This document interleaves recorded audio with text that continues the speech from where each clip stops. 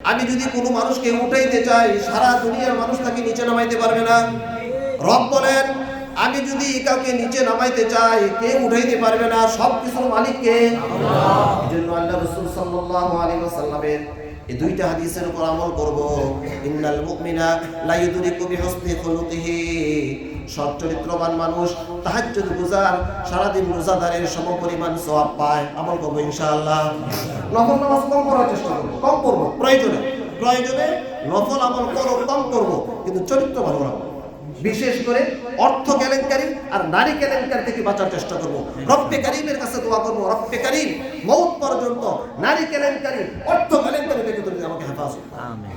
পারবো না ইনশাআল্লাহ? ইনশাআল্লাহ। দ্বিতীয় হাদিস, আল্লাহ রাসূল সাল্লাল্লাহু আলাইহি ওয়াসাল্লাম বলেন, মা মিন শাইইন আসফালু ফিল মিজান, ও আমার উম্মত শোনো, তোমার যত নেক আমল পাল্লাতে ওজন দেওয়া হবে, সবচেয়ে যেই জিনিসটা ভারী হবে সেটা হলো তোমার চরিত্র।